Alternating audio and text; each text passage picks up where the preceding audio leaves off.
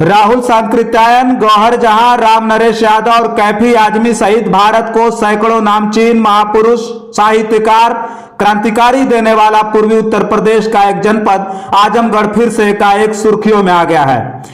आजमगढ़ साहित्यकारों से लेकर शिक्षाविदों, राजनीति से लेकर फनकारों, महापुरुषों से लेकर क्रांतिकारियों का जन्मदाता रहा है। लेकिन आज जिस व्यक्ति की कहानी को बयां करने जा रहे हैं वो आधुनिक भारत का वो नायाब चमकता हुआ सितारा है जिसने फूले, पेरियार और बाबा साहब डॉक्टर भीमराव अंबेडकर के आदर्शों पर चलकर देश में शैक्षणिक, सामाजिक और राजनीतिक क्रांति का नया संचार कर दिया है। आजमगढ़ के खेत खलिहानों में भैंस चराने वाले शख्स ने संविधान और मंडल कमीशन पर सवार होकर दिल्ली यूनिवर्सिटी में असिस्टेंट प्रोफेसर बन गया। दरअसल हम जिक्र कर रहे थे assistant professor doctor Laxman Yadav का। लक्ष्मण यादव की प्राथमिक शिक्षा आजमगढ़ में संपन्न हुई थी। इंटरमीडिएट की परीक्षा पास कर डॉक्टर लक्ष्मण यादव इलाहाबाद विश्वविद्यालय से बीए और एमए की पढ़ाई की। तत्पश्चात वो हिंदी साहित्य से पीएचडी की पढ़ाई के लिए दिल्ली विश्वविद्यालय आ गए। अपनी पढ़ाई पूरी कर डॉक्टर लक्ष्मण यादव अब दिल्ली यूनिवर्सिटी में जाकिर हुसैन दिल्ली कॉलेज में 2010 में बतौर असिस्टेंट प्रोफेसर के पद पर नौकरी ज्वाइन कर ली। प्रोफेसर डॉक्टर लक्ष्मण यादव कहते हैं कि बाबा साहब डॉक्टर अंबेडकर द्वारा बनाया गया संविधान और मंडल कमीशन न होता तो हम प्रोफेसर न बनकर भैंस चराने का काम करते। डॉक्टर लक्ष्मण यादव उस दिन को याद करके कहते हैं जब यूपी के सीएम राम नरेश यादव हुए तो मनुवादी और सामंतवादी विचारधाराओं के लोगों ने नारा लगाया था कि राम नरेश वापस जाओ, लाठी लेकर भैंस चराओ। ये वो दौर था जब जाति को लेकर ही आइडेंटिटी क्रिएट की जाती थी। हालांकि दौर अभी भी बदला नहीं है, अभी भी वही चल रहा है। लेकिन इस दौर में जिस क्रांति का बिल्कुल लक्ष्मण यादव ने फूका है वो लड़ाई देश के हर दलित, पिछड़ा, आदिवासी, कमेरावादी और पसमानदा की लड़ाई है। नौकरी की परवाह न करते हुए लक्ष्मण यादव देश के बड़े से बड़े मंचों पर भारतीय संविधान में लिखे दलितों, पिछड़ों, आदिवासियों के हक और अधिकार की चर्चा व मंडल कमीशन के योगदान का जिक्र करते रहते हैं। देश में दलित युवा छात्र रोहित वेमुला से लगायत सीएनआरसी के प्रोटेस्ट में डॉक्टर लक्ष्मण यादव की भूमिका अग्रणी रही है। जिस देश में मोस्ट बैकवर्ड से लेकर एससी एसटी, मंदिर और मस्जिद की लड़ाई में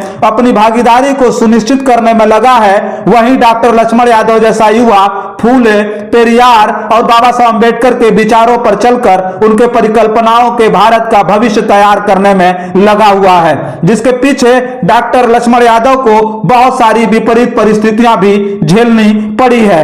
लेकिन किसी ने बड़ा ठीक लिखा है कि अगर तुम सूरज की तरह चमकना चाहते हो तो तुम्हें सूरज की तरह जलना भी पड़ेगा। डॉक्टर लक्ष्मण यादव उस विचारधारा से प्रभावित युवा हैं जिस विचारधारा ने राहुल सांकृत्यायन को महापंडित राहुल सांकृत्यायन बना डाला।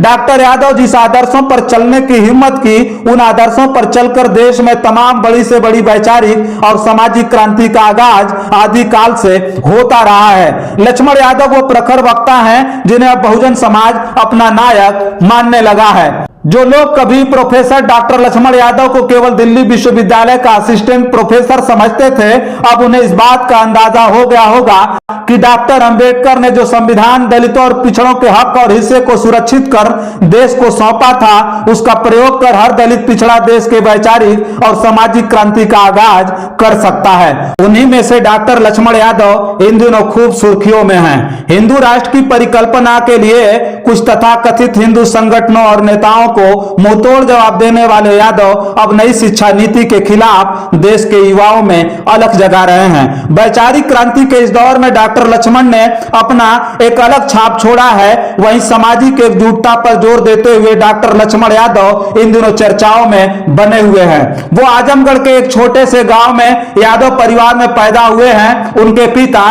कॉमरेड शिवनारायण यादव एक मार्क्सवादी नेता है।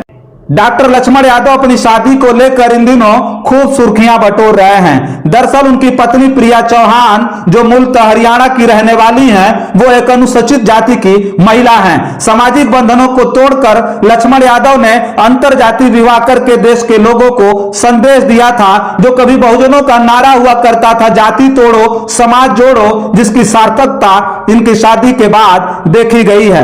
उनकी शादी के बाद आशीर्वाद कार्यक्रम में देश और प्रदेश की नामचीन हस्तियां आजमगढ़ में उनके पैतृक स्थान बिठौली पहुंचकर वैवाहिक जोड़े को आशीर्वाद दिया, जिसकी चर्चा पूर्वी उत्तर प्रदेश से पश्चिमी उत्तर प्रदेश तक ही नहीं बल्कि देश के कोने कोने में छाई रही।